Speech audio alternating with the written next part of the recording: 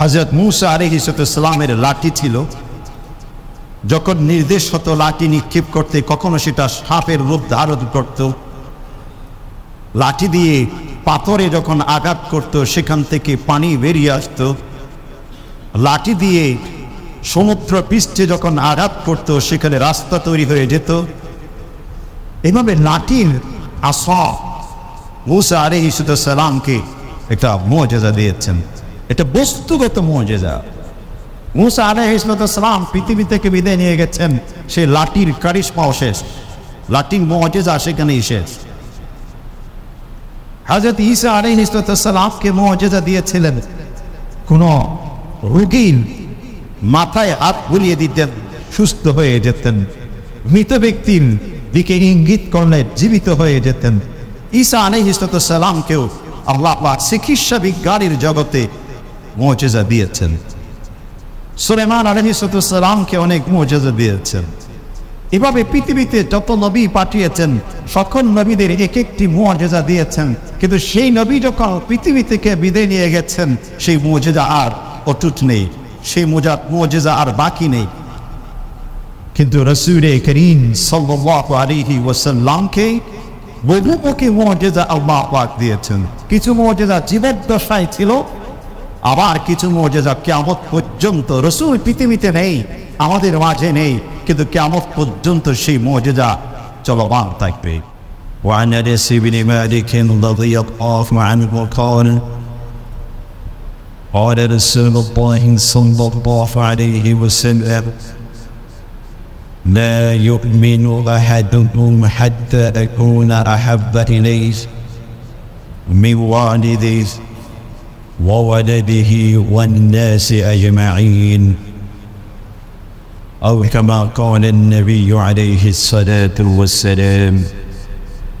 সকলে রাসূলের শানে দরুদ পাঠ করি। اللهم صل على سيدنا محمد وعلى آل سيدنا محمد كما صليت على إبراهيم وعلى آل إبراهيم إنك حميد مجيد. اللهم بارك على محمد وعلى آل محمد كما باركت على إبراهيم وعلى آل إبراهيم إنك حميد مجيد. صدق সম্মানিত মুসলিম হযরত, আল্লাহ পাকের বিশেষ রহমত ও মেহেরবানি জুমার এই গুরুত্বপূর্ণ সময়ে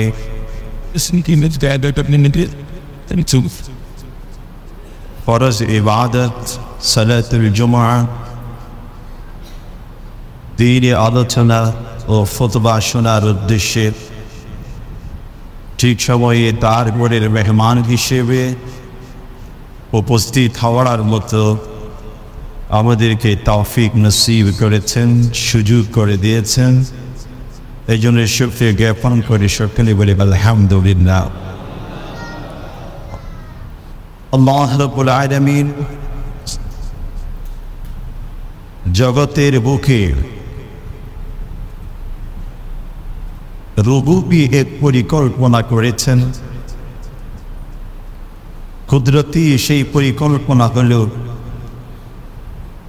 মানব সম্পদ তথা মানব সম্পদের উন্নয়ন, এবং এই মানব সম্পদের মাধ্যমে বিশ্বকে আবাদ করা, নিজের কুদরতি নিশান, কুদরতি সিমটম এবং কুদরতি বিধানকে প্রতিষ্ঠিত করে দেখা। আর সেই মানব সম্পদের পরিকল্পনা নিয়েই সকল ফেরেশতাদের সামনে আল্লাহ পাক নিজের সেই পরিকল্পনা প্ল্যানিংয়ের বিষয় উপস্থাপন করেছেন। বলছেন, ওয়াইদ ক্বালা রাব্বুকা লিল মালাইকা ইন্নী জাঈলুন ফিল আরদি খলিফা। যে আল্লাহ পাক সকল ফেরেশতাদের সামনে উপস্থাপন করলেন যে আমি পৃথিবীতে একটি নতুন প্রতিনিধি দল সৃষ্টি করতে চাই, আর সেই প্রতিনিধি দল হচ্ছে মানব জাতি। এবং এই মানব জাতির প্রতিনিধিত্বের মাধ্যমে আল্লাহ পাক একটি নতুন পরিকল্পনা করেছেন। এই জন্য মানব উন্নয়ন, মানব সম্পদ উন্নয়ন, হিউম্যান ডেভেলপমেন্ট, এই যে যাবতীয় পরিকল্পনাগুলো বর্তমান বিশ্বের, উন্নত বিশ্বের বিভিন্ন জনের মুখে শোনা যায়, কিন্তু এই পরিকল্পনা আল্লাহ পাক নিজেই করেছেন।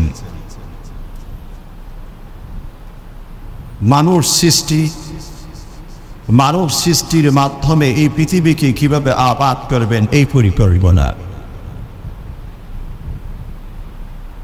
আল্লাহ পাকের এই পরিকল্পনা সম্পর্কে ফেরেশতাদের তেমন কোনো নলেজ ছিল না।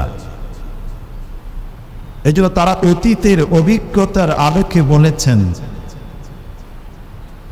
قالوا أتجعل فيها من يفسد فيها ويسفك الدماء ونحن نسبح بحمدك ونقدس لك। অতীতের অভিজ্ঞতা ছিল ফেরেশতাদের, এর পূর্বে জিন জাতি সৃষ্টি করেছেন, তারা পৃথিবীতে কিভাবে ফিতনা ফাসাদ, কিভাবে রক্তপাত ঘটিয়েছিল সেই দৃষ্টান্ত, সেই এক্সাম্পল, সেই অভিজ্ঞতা তাদের ছিল। কিন্তু আল্লাহ পাক নতুন মানব জাতি সৃষ্টি করে সামনে কি করতে চাচ্ছেন সেই পরিকল্পনা ফেরেশতাদের সামনে উপস্থিত ছিল না। এই জন্য কিছুটা তারা দ্বিমত পোষণ করেছেন, নেতিবাচক পরামর্শ আল্লাহ পাককে দিয়েছেন যে ইয়া রব, এর পূর্বেও আপনি একটি জাতি সৃষ্টি করেছিলেন যারা রক্তপাত করেছিল, আপনার বিধানের লঙ্ঘন করেছিলেন, আপনার অবাধ্য হয়েছিলেন, তাদেরকে আপনি ধ্বংস করে দিয়েছেন, তো নতুন করে আর এই কাজ করার প্রয়োজন কি? আল্লাহ বলছেন ইন্নী আ'লাম মা লা তা'লামুন, যে আমি আমার কুদরতি নলেজে যা কিছু রেখেছি, জানি, নিয়ন্ত্রণে রয়েছে, তোমাদের সেই জ্ঞান নেই। অতঃপর আল্লাহ পাক মানব জাতিকে সৃষ্টি করেই ফেলেছেন। অতঃপর এই মানব জাতির উন্নয়নের জন্য, সমৃদ্ধির জন্য যুগে যুগে এক একজন পথ প্রদর্শক, আল্লাহ প্রদত্ত এক একজন গাইডকে নির্বাচন করেছেন। আর সেই গাইড, সেই পথ প্রদর্শকরাই হচ্ছেন আল্লাহ পক্ষ থেকে নির্বাচিত এক একজন রাসূল, এক একজন নবী। আল্লাহ বলছেন আল্লাহু ইয়াসতাফি মিনাল মালাইকাতি রুসুলান ওয়া মিনান নাস, আমরা মানুষের মধ্য থেকে, ফেরেশতাদের মধ্য থেকে এক একজন রাসূল, বার্তা বাহককে নির্বাচন করেন। অতএব নবীদের যে এক একটি বহর, এতগুলো নবী, এতগুলো রাসূল আল্লাহ পাক যুগে যুগে প্রেরণ করেছেন, পাঠিয়েছেন, এরা মানব উন্নয়ন নিয়ে কাজ করেছেন।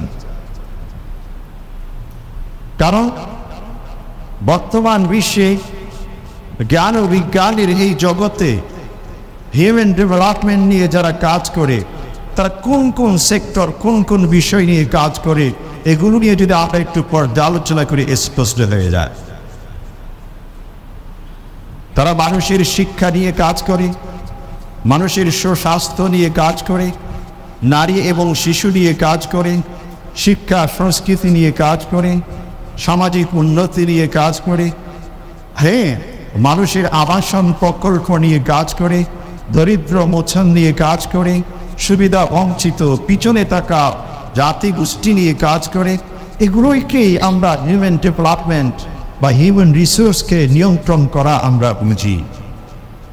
আল্লাহ পাক পূর্ব থেকেই এই সব কিছু দিয়ে দিয়েছেন, না চাইতে, পরিকল্পনা না করতে দিয়ে দিয়েছেন। প্রতিটি মানুষের দেহের মধ্যে আল্লাহ পাক রোগ প্রতিরোধক এক একটি বিষয় দিয়ে দিয়েছেন। যে আমরা যখন প্রতিটি মুহূর্তে নিঃশ্বাস নিচ্ছি, অনেকগুলো ব্যাকটেরিয়া, অনেকগুলো ভাইরাস সেখানে ভাসমান অবস্থায় রয়েছে, সেগুলো থেকে কিভাবে এক একটা মানুষ স্বয়ংক্রিয়ভাবে প্রোটেক্টেড হবে, নিয়ন্ত্রিত হবে, সেগুলো আল্লাহ পাক প্রতিটি মানুষের দেহের মধ্যে দিয়ে দিয়েছেন। কারণ এই মানব সম্পদ নিয়ে পরিকল্পনাকারী একমাত্র আল্লাহ।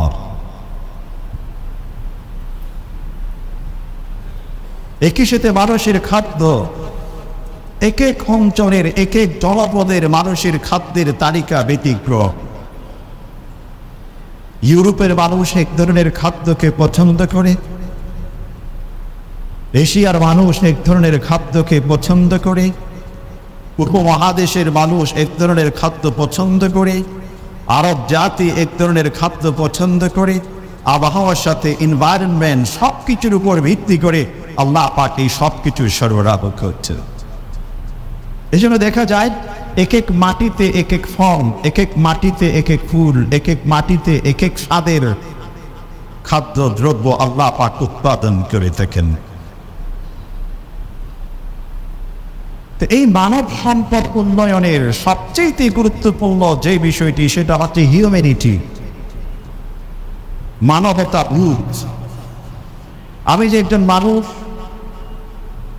আমি যে একজন বুদ্ধি সম্পন্ন সৃষ্টি, এই আত্মবোধটুকু মানুষের মধ্যে জাগ্রত করার জন্যে, এই আত্মবোধ মানুষের মধ্যে আরো বেশি শক্তিশালী করার জন্যে মানব জাতিকে সর্বপ্রথম উৎসাহমূলক একটি শব্দ দিয়ে মানুষকে উৎসাহিত করেছেন, যে মানুষকে আল্লাহ পাক আশরাফুল মাখলুকাত বানিয়েছেন।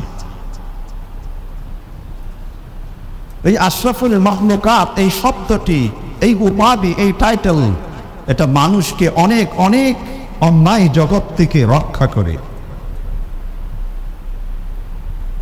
যখন একটা মানুষ নিজের ভিতর থেকে ভাবতে শুরু করে, আমি তো আশরাফুল মাখলুকাত, আমি তো সৃষ্টির সেরা, তখন সে কোনো অন্যায় কাজ করতে পারে না। আমাদের সমাজের মধ্যে প্রচলন আছে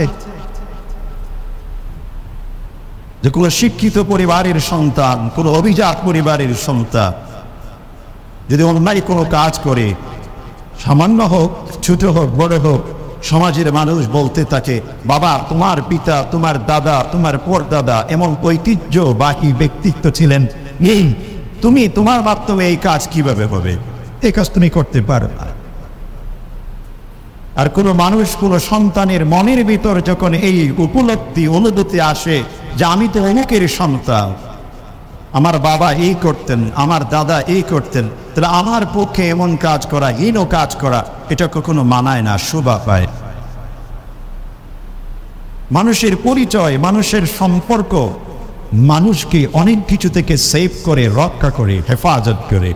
ঠিক মানব জাতিকে সকল সৃষ্টির মধ্যে আশরাফুল মাখলুকাত এই উপাধির মাধ্যমে উৎসাহিত করেছেন, জাগ্রত করেছেন তার ভিতরে হিউম্যানিটিকে, মানবতার দিকে। আর এটা হচ্ছে মানব সম্পদ উন্নয়নের মূল কেন্দ্র, রুট, শিকড়। এখান থেকেই সবকিছু অঙ্কুরিত হবে। এখান থেকে মানুষের ভাষা অঙ্কুরিত হয়, এখান থেকে মানুষের শিক্ষা, সংস্কৃতি অঙ্কুরিত হয়, এখান থেকে মানুষের খাদ্য গ্রহণ, খাদ্য প্রদান, খাদ্য উৎপাদন, সবকিছুর রুচি, অভিরুচি এখান থেকে উৎপন্ন হয়। এখান থেকে মানুষের বাসস্থানের পদ্ধতি, কে কোনভাবে বসবাস করবে, সেটা অঙ্কুরিত হয়। এভাবে জীবনের সাথে সম্পৃক্ত সব কিছু ওই আত্ম উপলব্ধি, আত্মবোধ থেকে অঙ্কুরিত হয়ে থাকে। আর একই সাথে সেই মানব সম্পদ উন্নয়নের জন্য যুগে যুগে আল্লাহ পাক নবী পাঠিয়েছেন, এবং সেই নবীদের তালিকার সমাপ্তি ঘটিয়েছেন সর্বশেষ নবী হযরত মুহাম্মদ মুস্তাফা সাল্লাল্লাহু আলাইহি ওয়াসাল্লামের মাধ্যমে। বর্তমান যে মাস অতিক্রম করছি, গত সপ্তাহেও আমরা সূচনা করেছি ইন্ট্রোডাক্টরি হিসেবে রসুলের আবির্ভাব হওয়ার সম্পর্কে, রসুলের ভালোবাসা সম্পর্কে কিছু আলোচনা করেছি। রবিউল আউয়াল মাস মানব জাতির বুকে, মানব জাতির মনে নতুন এক অনুপ্রেরণার সৃষ্টি করে, নতুন এক আবেগ সৃষ্টি করে, নতুন এক পরিবর্তনের মানসিকতা সৃষ্টি করে রবিউল আউয়াল মাস। কারণ এই মাসেই রাসূল আরবি সাল্লাল্লাহু আলাইহি ওয়াসাল্লামের আবির্ভূত হওয়ার মধ্য দিয়ে সমগ্র মানব জগতে, সমগ্র বিশ্বে এক পরিবর্তন সাধিত হয়েছিল। এমন রাসূল, যে রাসূলকে আল্লাহ পাক এই পর্যন্ত যত নবী পাঠিয়েছেন সকলের উপর শ্রেষ্ঠত্ব প্রদান করেছেন, সম্মাননা প্রদান করেছেন। কিভাবে? যে দেখুন, কোরআনে কারীমে আল্লাহ পাক সকল নবীদের ইতিহাস তুলে ধরেছেন। কোন নবী কিভাবে তার উম্মতকে দাওয়াত দিয়েছেন, কিছু কিছু চিত্র সেগুলো তুলে ধরেছেন। কোন নবীকে আল্লাহ পাক কিভাবে সম্বোধন করেছেন সেটাও তুলে ধরেছেন। কখনো ইয়া মূসা, কখনো ইয়া ঈসা, কখনো ইয়া ইব্রাহিম, কখনো ইদ্রিস, নাম ধরে সকল নবীদেরকে সম্বোধন করার চিত্র আল্লাহ পাক কোরআনে কারীমে তুলে ধরেছেন। কিন্তু আল্লাহ পাক যখন সর্বশেষ নবীকে সম্বোধন করেছেন ইয়া মুহাম্মদ, এই বলে কোনো জায়গায় সরাসরি সম্বোধন করেন নেই, বরং ইয়া আইয়ুহার রাসূল, ইয়া আইয়ুহান নবী, ইয়া আইয়ুহাল মুযাম্মিল, ইয়া আইয়ুহাল মুদ্দাসসির, ক্বাআ, ইয়াসিন, সম্মানজনক শব্দ দিয়ে নবীকে সম্বোধন করেছেন। সরাসরি কোনো নাম নিয়ে আল্লাহ পাক সম্বোধন করেননি। এটা সর্বশেষ নবীর প্রতি সম্মান। পৃথিবীতে যত নবী এসেছেন, যত রাসূল এসেছেন, সকলকে যেই জাতির কাছে তারা প্রেরিত হয়েছেন সকলেই কোনো না কোনো অংশে মিথ্যা প্রতিপন্ন করেছেন। তাদেরকে বেকুব বলেছেন, বোকা বলেছেন, পাগল বলেছেন, জাদুকর বলেছেন, তাদেরকে অবজ্ঞা করেছেন, নির্যাতন করেছেন। এই চিত্র পুরাতন, এই ইতিহাস পুরাতন। সকল নবীদেরকে এমন কাজটি করেছেন। কিন্তু যখন কোন নবী বা কোন রাসূলকে তাদের জাতি যাদের কাছে দাওয়াত দিচ্ছিলেন তারা বোকা বলেছেন, বেকুব বলেছেন, পাগল বলেছেন, সেই নবীরা নিজেরাই সেটার প্রতিবাদ করেছেন। বলছেন ক্বালা ইয়া কওমি লাইসা বি সাফাআ ওয়ালাকিন্নী রাসূলুম মির রাব্বিল আলামিন। হে আমার সম্প্রদায়, তোমরা আমাকে বোকা মনে করছো, কিন্তু আমি বোকা নই। আমার ভিতর কোনো প্রকারের বোকামি নেই, মূর্খতা নেই, বরং আমি আল্লাহর পক্ষ থেকে প্রেরিত একজন রাসূল। অন্যান্য নবীরা নিজেদের সফাই, নিজেদের পরিচয় নিজেরা তুলে ধরেছেন। ওদের উপর যখন কোনো জাতি, কোনো মানুষ আঘাত করেছেন, নিজেরাই সেটার উত্তর দিয়েছেন। আর আল্লাহ নবী, সর্বশেষ নবীকে যখন কাফির মুশরিকরা কখনো পাগল বলেছেন, কখনো জাদুকর বলেছেন, কখনো কবি বলেছেন, কখনো আরো বিভিন্ন শব্দ দিয়ে আঘাত করেছেন, তাদের প্রতিটি আঘাতের উত্তর সরাসরি আল্লাহ পাক নিজেই দিয়েছেন। আল্লাহ বলছেন মা আনতা বিনিআমাতি রাব্বিকা বিমাজনুন। আমার প্রিয় হাবিব, তোমাকে যারা পাগল বলে সত্যিকার অর্থে তুমি পাগল নও। ওয়া ইন্নাকা লাআলা খুলুকিন আযীম, আপনি হচ্ছেন সর্বোত্তম চরিত্রের উপর অধিষ্ঠিত। কখনো রাসূলকে কবি বলেছেন। কোরআনের একটি আয়াত যখন অবতীর্ণ হতো, আরবের জাহিলি যুগে সাহিত্যের প্রতিযোগিতা হতো। ওকাজ নামক তাদের একটি মেলা ছিল।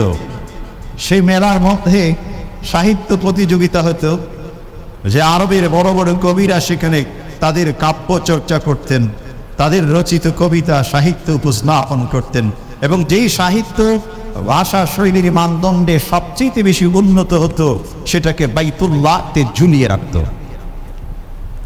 এটা ছিল সম্মান, যে যেই ব্যক্তি এই সাহিত্য রচনা করেছেন তার প্রতি সম্মান প্রদর্শন করে তার সাহিত্যকে, তার কবিতাকে, তার রচনাকে বাইতুল্লাহর সাথে ঝুলিয়ে রাখতেন এবং সেগুলোকে সংকলন করে একটি যে কাব্য রচিত হয়েছে আস-সাবআতুল মুআল্লাকা, সপ্ত ঝুলন্ত গীতিকা।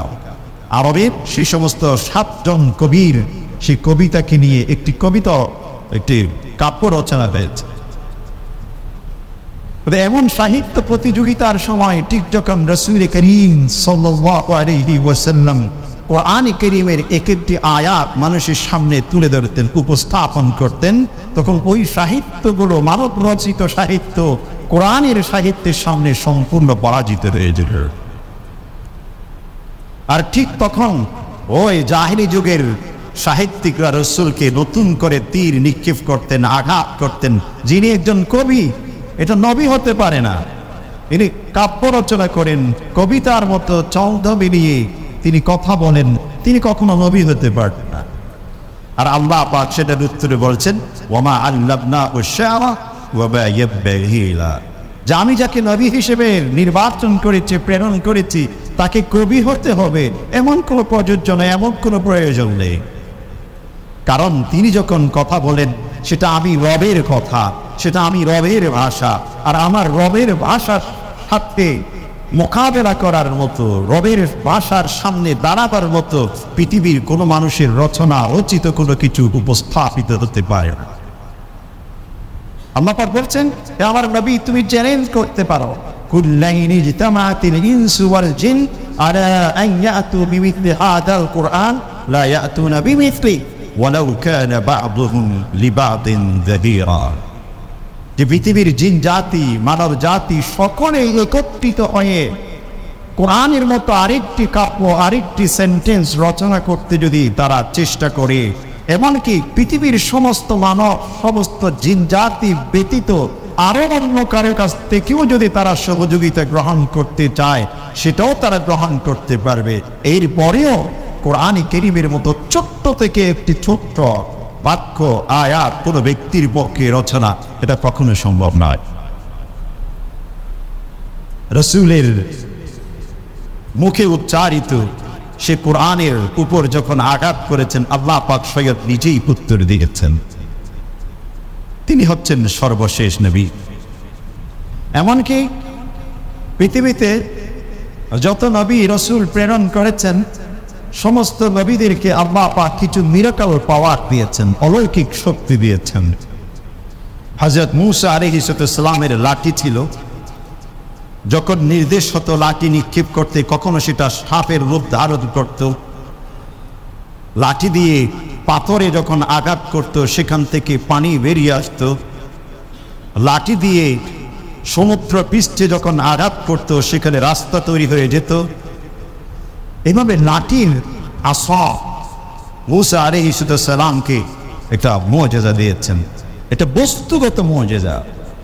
মূসা আলাইহিস সালাম পৃথিবী থেকে বিদায় নিয়ে গেছেন, সেই লাঠির কারিশমাও শেষ, লাঠির মুজিজা সেখানেই শেষ। হযরত ঈসা আলাইহিস সালামকে মুজিজা দিয়েছিলেন, কোন রোগীর মাথায় হাত বুলিয়ে দিতেন, সুস্থ হয়ে যেতেন।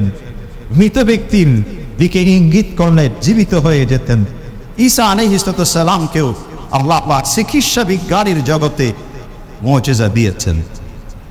সুলাইমান আলাইহিস সালামকে অনেক মুজিজা দিয়েছেন। এভাবে পৃথিবীতে যত নবী পাঠিয়েছেন, সকল নবীদের এক একটি মুজিজা দিয়েছেন। কিন্তু সেই নবী যখন পৃথিবী থেকে বিদায় নিয়ে গেছেন, সেই মুজিজা আর অটুট নেই, সেই মুজিজা আর বাকি নেই। কিন্তু রাসূল করিম সাল্লাল্লাহু আলাইহি ওয়াসাল্লামকে বহুমুখী মুজিজা আল্লাহ পাক দিয়েছেন। কিছু মুজিজা জীবদ্দশায় ছিল, আবার কিছু মুজিজা কিয়ামত পর্যন্ত। রাসূল পৃথিবীতে নেই, আমাদের মাঝে নেই, কিন্তু কিয়ামত পর্যন্ত সেই মুজিজা চলমান থাকবে। আর সেটা হচ্ছে কোরআনে কারীম।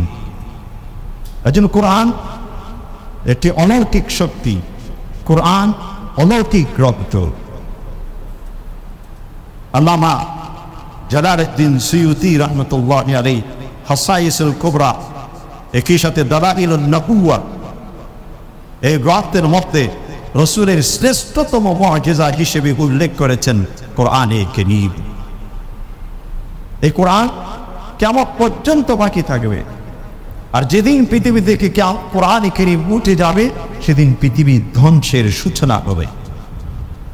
সেই চিত্র আগে তুলে ধরেছিলাম, আগে একবার আলোচনা করেছিলাম যে কিয়ামতের পূর্বে একদিন দেখা যাবে ফজরের নামাজে সকালে উপস্থিত হবেন, কাতারবন্দি হবেন, একামত হবে, ইমাম নামাজের উদ্দেশ্যে দাঁড়াবে, অতঃপর ইমাম যখন কোরআন পড়তে যাবে সূরা ফাতিহার পড়তে পারবেন না। পিছনে যারা থাকবেন সেখানে আলেম ওলামা থাকবেন, হাফেজ কোরআন থাকবেন, তারাও লোকমা দেবার মতো তাদের মেমোরি তখন লস হয়ে যাবে। না সূরা ফাতিহা পড়তে পারবে, না সূরা ফাতিহার পর কোরআনে কারীমের অন্য কোনো আয়াত তারা উচ্চারণ করতে পারবে।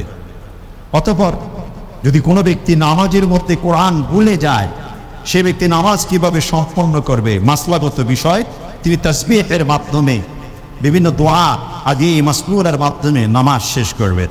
ইমাম সেভাবে ফজরের নামাজ শেষ করবে। অতঃপর নামাজের পরে মসজিদে যেমনটি কোরআনে কারীমের কপি থাকে, ইমাম ভাববেন আজকে কোরআন কেন আমার উচ্চারণগুলো পড়তে পারলাম না। তিনি কোরআনের কপি হাতে নিয়ে দেখবেন যে কুমার কোন জায়গায় ভুলে গেছি। তখন তিনি কোরআনে কারীমের এক একটি পৃষ্ঠা উল্টাবেন, কিন্তু সাদা পৃষ্ঠা দেখবেন, কোরআনের মধ্যে কোনো লেখা আর দেখা যাবে না। আল্লাহ পাক কোরআনকে তুলে নেবেন, পৃথিবী ধ্বংসের সূচনা হবে, কিয়ামতের সূচনা হবে। এজন্য কোরআনে কারীম রাসূল কারীম সাল্লাল্লাহু আলাইহি ওয়াসাল্লামের শ্রেষ্ঠতম মুজিজা, যেটা কিয়ামত পর্যন্ত চলমান থাকবে।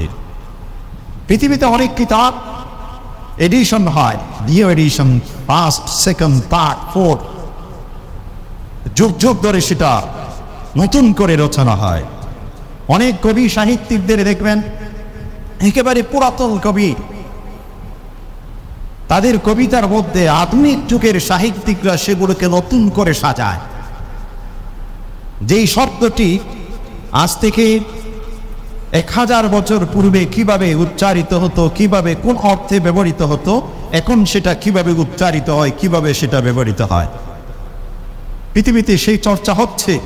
জার্মান, ইরান, এই সমস্ত রাষ্ট্রগুলোতে সাহিত্য নিয়ে গবেষণা হয় যে 2000 বছর পূর্বে একটি ভাষা কেমন ছিল, একটি কবিতার ভাষা কেমন ছিল, আধুনিক যুগে এসে সেই কবিতাটি কেমন হতে পারে। আমরা জালালউদ্দিন রুমির কথা শুনেছি, তার কবিতা তখনকার সময় কিভাবে তিনি উচ্চারণ করেছিলেন, কোন শব্দ কোন অর্থে ব্যবহার করেছিলেন, আর ঠিক এই আধুনিক যুগে এসে কোন শব্দ কিভাবে উচ্চারণ হবে, কিভাবে সেটা নতুন করে ব্যবহার হবে। শেখ সাদির রচনা আমরা দেখেছি, সেটা এক সময় কেমন ছিল, এখন কিভাবে হবে।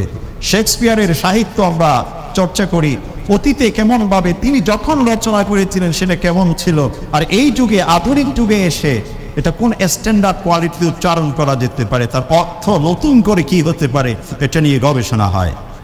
কিন্তু কোরআনে কারীম 1400 বছর পূর্বে, 1450 বছর পূর্বে যেভাবে অবতীর্ণ হয়েছে, আজ পর্যন্ত সেভাবে তিলাওয়াত হয়, সেভাবে পাঠ করা হয়, কিয়ামত পর্যন্ত সেভাবে থাকবে। এবং এই কোরআনে কারীমের মধ্যে কিয়ামত পর্যন্ত পৃথিবীর মানুষ যত সমস্যার সম্মুখীন হবে, সকল সমস্যার সমাধান আল্লাহ পাক এই কোরআনে কারীমের মধ্যে দিয়ে দিয়েছেন। এর মানদণ্ডে কোরআনে কারীমকে নিয়ে পর্যালোচনা করতে চেষ্টা করেছেন। পরিশেষে এই সিদ্ধান্তে উপনীত হয়েছে, তাদের রিসার্চ, তাদের গবেষণা এই পৌঁছেছে যে এটা সাহিত্য নয়, বরং সাহিত্যের ঊর্ধ্বে অন্য কোনো কিছু।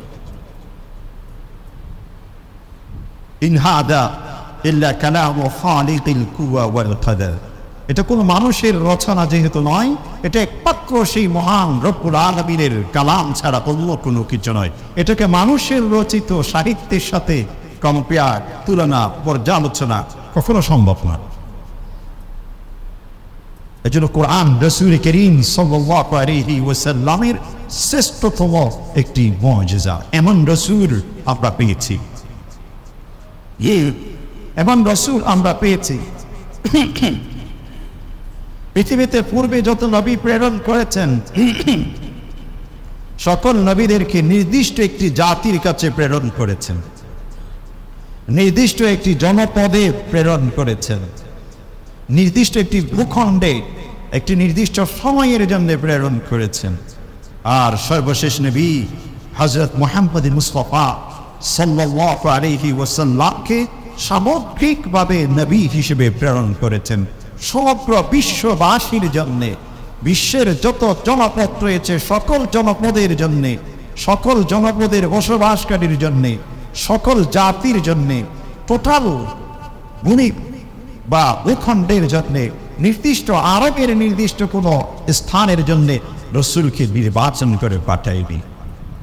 এজন্য অন্যান্য নবীদের দাওয়াতি পদ্ধতি ছিল এক ধরনের, রসুলের দাওয়াতি পদ্ধতি আরেক ধরনের। অন্যান্য নবীরা বলেছেন ইয়া কওমি, হে আমার সম্প্রদায়, আর রসুল বলছেন ইয়া আইয়ুহান নাস, হে মানব সকল। অন্যান্য নবীকে প্রেরণ করেছেন ইন্নী লাকুম রাসূল, তোমাদের জন্য, আর রাসূলুল্লাহ সাল্লাল্লাহু আলাইহি ওয়াসাল্লাম সম্পর্কে বলছেন কাফাতান লিন-নাসি বাশীরাও ওয়া নাযীরা, সমগ্র বিশ্ববাসীর জন্য, কাফা এন্টায়ার হিউম্যানিটি, টোটাল বিশ্বের যত মানুষ আছে সকলের জন্য আল্লাহ পাক রাসূলকে প্রেরণ করেছেন, নির্দিষ্ট কোনো জাতির জন্য নয়। এজন্য রসুলের আদর্শ বাংলাদেশে যেমন, ঠিক আমেরিকাতে বিশ্বের অপোজিটে অপর পৃষ্ঠে সেখানেও ঠিক অবিকল। হ্যাঁ, বিশ্বের এক প্রান্ত থেকে আরেক প্রান্ত, উত্তর থেকে দক্ষিণ, পূর্ব থেকে পশ্চিম, সমগ্র বিশ্বে রসুলের আদর্শ, রসুলের সুন্নাহ, রসুলের শিক্ষা কার্যকরী এবং সেটা কিয়ামত পর্যন্তের সঙ্গে থাকবে।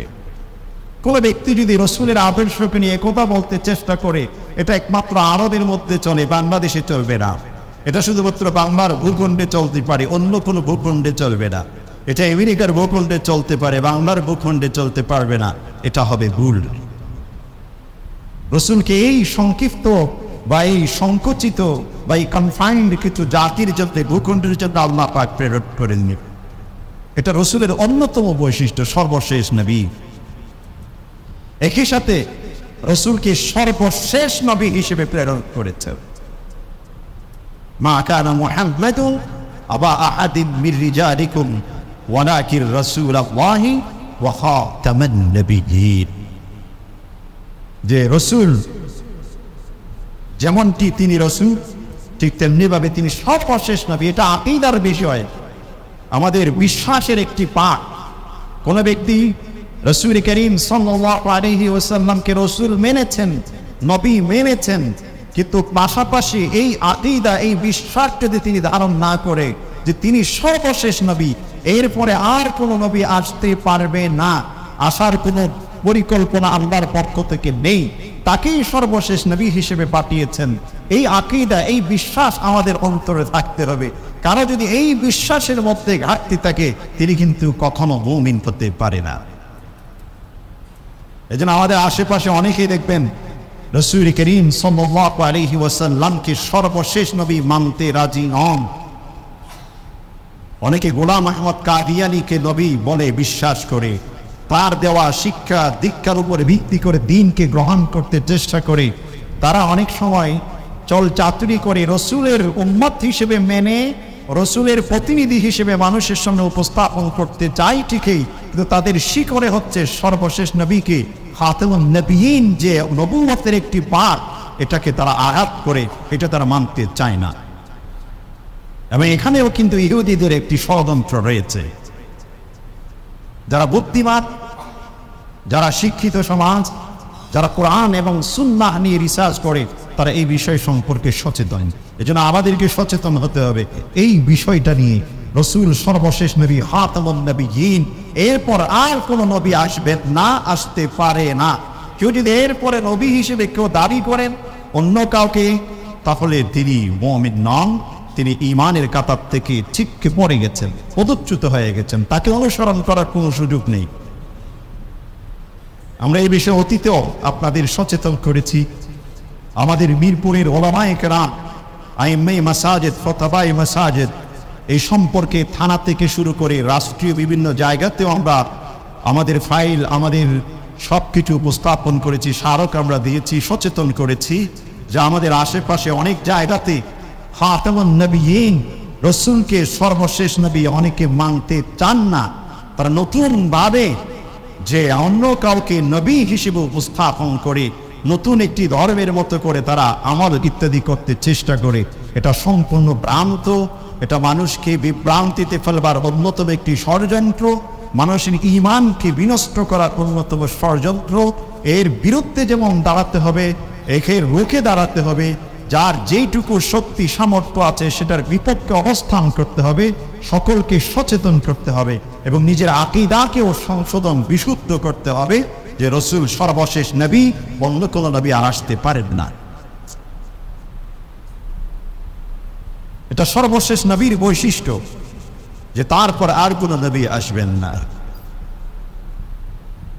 এই জন্য মুহতারাম সামিঈন, যেমন একজন নবী আমরা পেয়েছি, এমন একজন রাসূল আমরা পেয়েছি, এমন একজন শিক্ষক আমরা পেয়েছি, এমন একজন গাইড আমরা পেয়েছি, এমন একজন পথ প্রদর্শক আমরা পেয়েছি সর্বশেষ নবী হিসেবে। যেই জাতির কাছে এমন একটি সম্পদ, এমন একজন ব্যক্তিত্ব থাকে, সে জাতি শিক্ষা দীক্ষা সংস্কৃতির জগতে অন্য কোনো জাতিকে অনুসরণ করার প্রয়োজন কখনো পড়ে না। আর যদি অন্য কোনো জাতিকে অনুসরণ করতে যায় তাহলে তাকে স্পষ্ট করতে হবে, পরিষ্কার করতে হবে, স্পষ্ট ভাষায় বলতে হবে আমি আসলে কি রাসূলকে বিশ্বাস করি, আসলে কি রাসূলকে ভালোবাসি। তাই এটা আমার মৌখিকভাবে মানুষের সামনে কিছুক্ষণের জন্য বলছি, যাতে সমাজের মানুষ আমাকে অন্য কোনো কিছু না ভাবে আমি আসলে রাসূলকে ভালোবাসি না। দুটো, অত রাসূলকে ভালোবাসি অথবা রাসূলকে ভালোবাসি না, রাসূলকে বিশ্বাস করি বা রাসূলকে বিশ্বাস করি না। যদি রাসূলকে আমি বিশ্বাস করে থাকি তাহলে রাসূলের সুন্নাহকে, রাসূলের আদর্শকে, রাসূলের শিক্ষাকে আমাকে একমাত্র মানব উন্নয়নের শিক্ষা হিসেবে হতে পারে এটা আমাকে বিশ্বাস করতে হবে। আমি রাসূলকেও বিশ্বাস করব, আবার এমন কিছু শিক্ষা দীক্ষার বিষয়গুলোকে সামনে নিয়ে আসবো যেগুলো রাসূলের শিক্ষা থেকে আমাকে অনেক দূরে সরিয়ে নিয়ে যাবে। এই ধরনের ঈমান আল্লাহর কাছে প্রযোজ্য নয়, আল্লাহ পছন্দ করেন না। আল্লাহ বলছেন মাইয়ুতির রাসূল ফাকাদ আতা আল্লাহ, যে ব্যক্তি আল্লাহর রাসূলকে অনুসরণ করেছেন, আল্লাহকে অনুসরণ করেছেন। এরপর আবার ধমকের সাথে বলছেন ফামান তাওয়াল্লা, যে আল্লাহর রাসূলের অনুসরণ থেকে দূরে সরে গেছে, আল্লাহর রাসূলের শিক্ষাকে পিঠ দেখিয়েছে, আল্লাহর রাসূলের শিক্ষাকে অবহেলা করেছে, অ্যাভয়েড করেছে, ফামা আরসালনাকা আলাইহিম হাফিযা।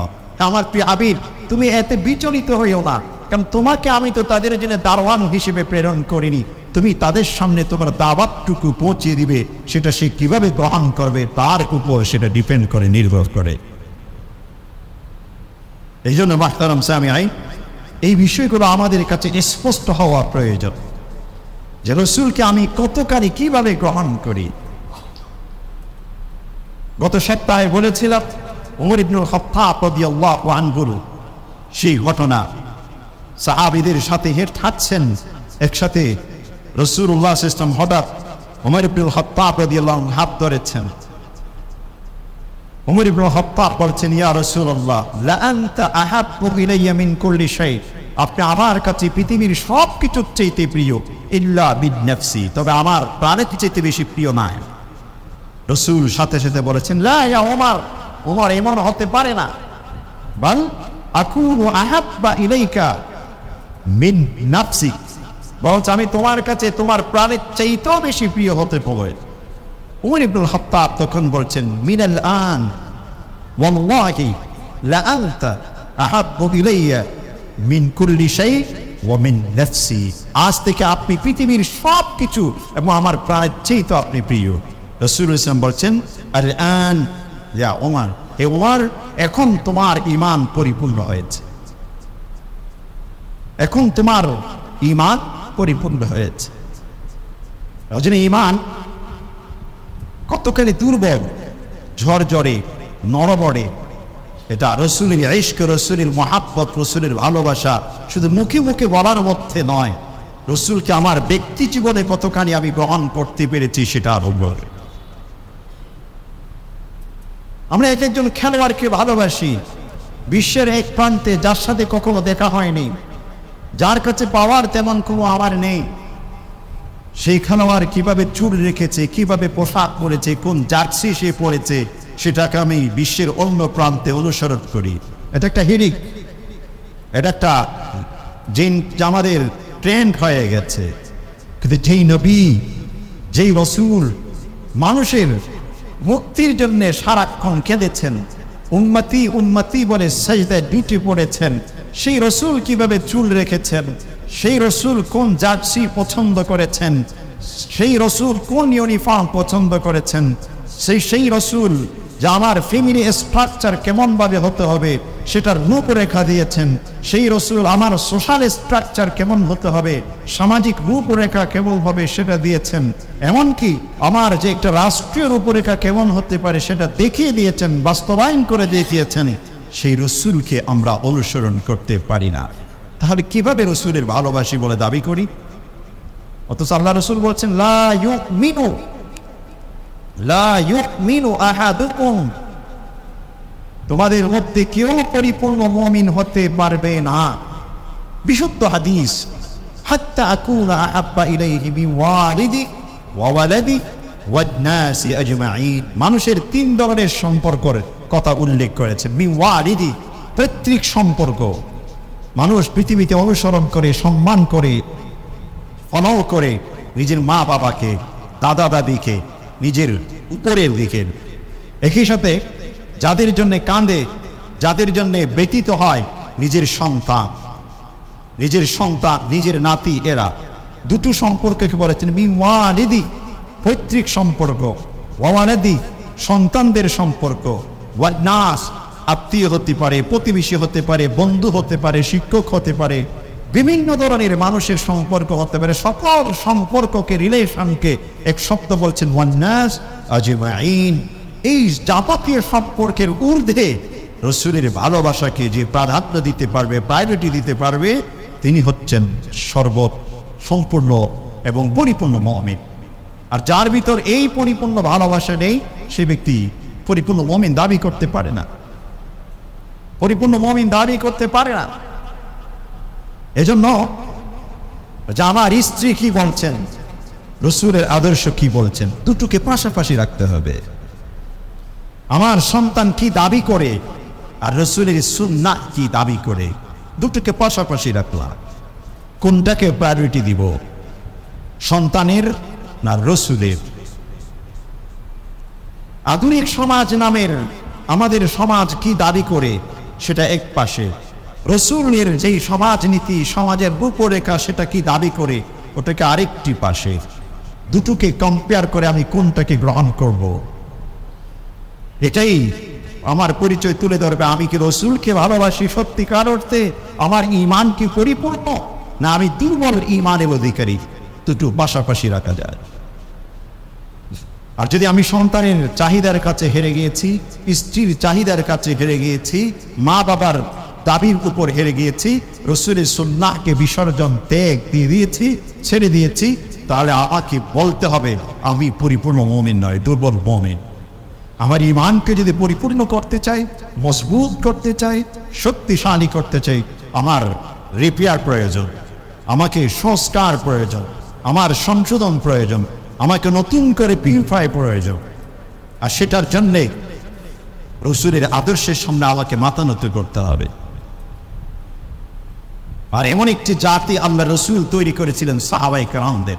একজন সাহাবী গ্রাম থেকে এসেছেন, রসুলের সামনে সাহাবায়ে কেরাম বসা। কিভাবে বসা? যে কান্নামা আলা রুউসিহিম আত-তাইর। আমরা বলি যে পিন ড্রপ সাইলেন্ট, পিন পতন, নীরবতা, ওটাকে আরবিতে বলা হয় কান্নামা আলা রুউসিহিম আত-তাইর। যে একজন মানুষ যখন সে জোরে জোরে নিঃশ্বাসও যদি নেয়, একেবারে নীরব, তখন কোনো পাখি এসে তার মাথায় বসে থাকতে পারবে না। পাখি কিন্তু অত্যন্ত সচেতন, একটু নড়াচড়া দেখলে এসে উড়াল দেয়। তো রসুলের সামনে সাহাবায়ে কেরাম এমনভাবে বসতেন, একটা পাখি মাথার উপর দীর্ঘক্ষণ বসে থাকবে, কিন্তু রসুলের ওই সাহাবীদের নীরবতা এত বেশি ছিল, পাখি নিরাপদ আশ্রয়স্থান হিসেবে মাথার উপর বসে থাকতে পারবে এমন পরিবেশ তাদের ছিল। রসুলকে এভাবে অনুসরণ করতেন। ইমাম মালিক রাহমাতুল্লাহি আলাইহি যখন মসজিদে নববীতে আসতেন বা মদিনাতে যখন ঢুকতেন, তখন তিনি কোনো বাহনের উপরে বসতেন না, বাহন থেকে নেমে যেতেন। জিজ্ঞাসা করা হলো, যে বাহনের থেকে নেমে গেলেন, কোন আপনার গন্তব্য তো এখন দূরে।